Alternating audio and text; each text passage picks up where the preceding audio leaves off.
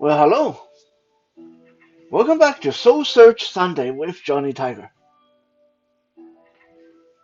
Date is October 25th, 2020. It's about a week before Halloween. Normally a very festive and cheerful holiday. But this year, due to the pandemic, Halloween is not going to be the same for a lot of people.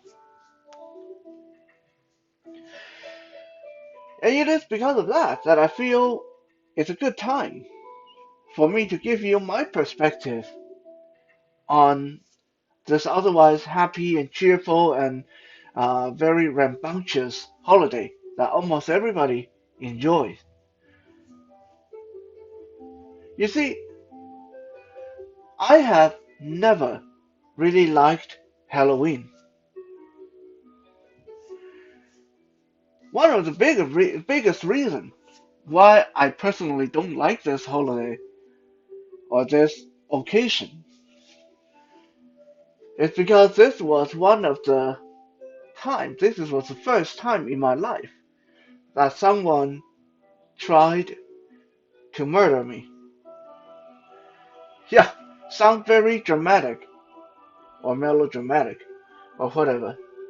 But if you guys have seen some of the little preview videos, some of the little video diaries on the Johnny Tiger YouTube channel, you know what I'm talking about.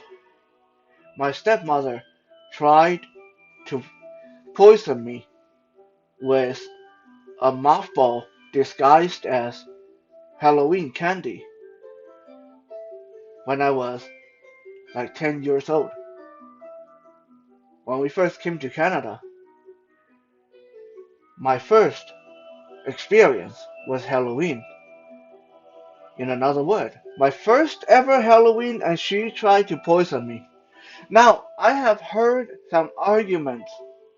I have heard some arguments from my family members, from friends that watched that episode that says, well, she couldn't have really believed that she would succeed.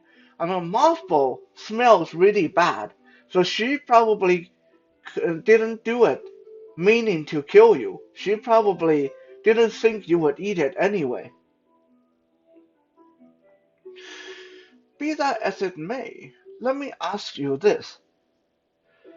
If you are an adult and you tell a 10-year-old boy to go jump off the top of the building and flap his wing and he can fly,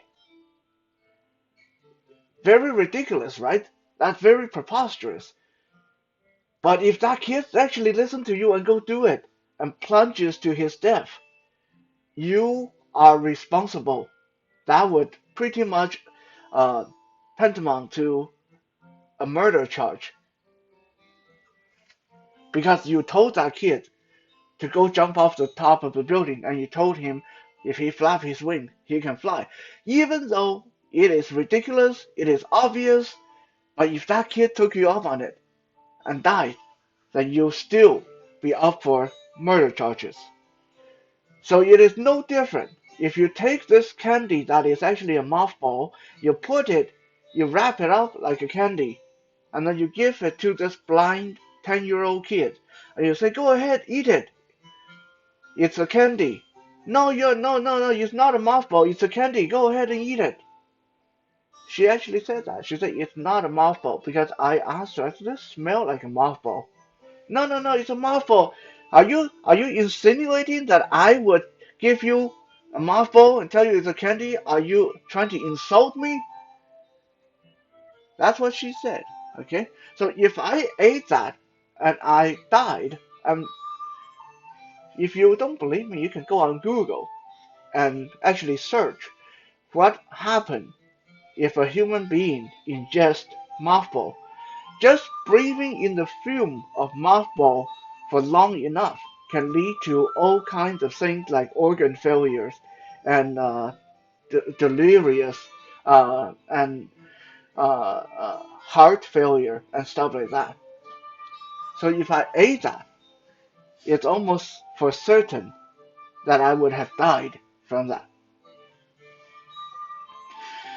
So I guess me and Halloween didn't have a very good start with each other.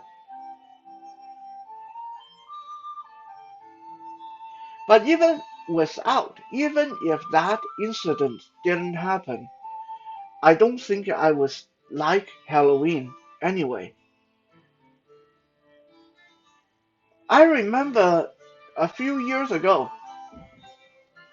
a friend of mine who recently became blind told me that she now hated Christmas because one of the things she used to love to do the most around Christmas was to look at the colorful lights on the Christmas tree. So now every Christmas was a torture to her because every Christmas just remind her that she couldn't do that anymore. I can relate to that because to me, even if my stepmother didn't try to poison me on Halloween, it's still one of the most not accessible, most inaccessible, most exclusive holiday when it comes to disabled people, especially blind people.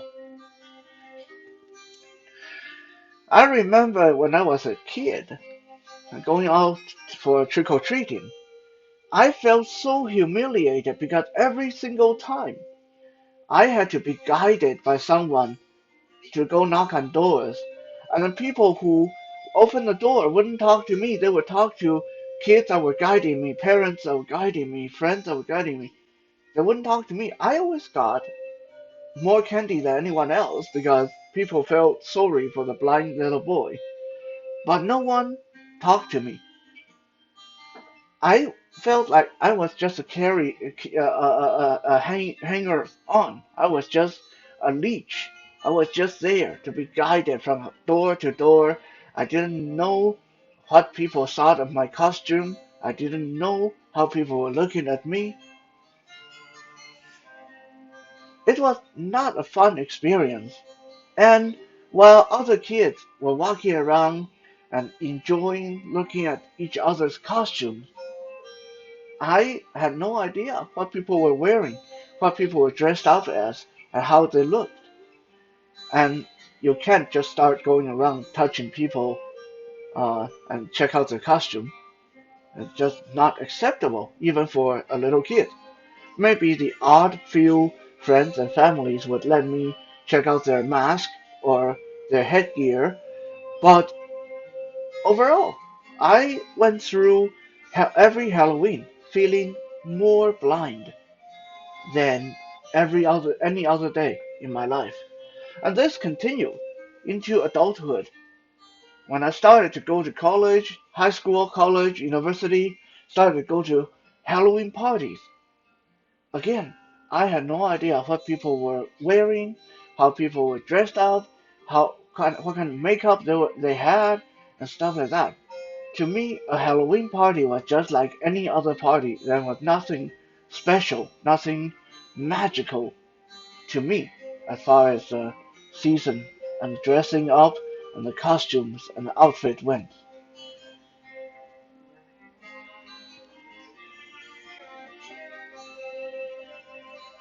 And it's not just me. I heard from a friend of mine who's blind. He said he used to like to give out candies on Halloween. That used to be something he really enjoyed.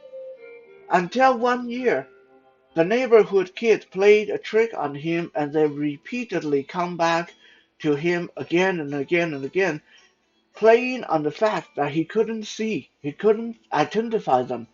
They cleaned out his candy and he didn't find out that that's what they did until much later. And that soured the whole experience for him and he never wanted to hand out candy again after that.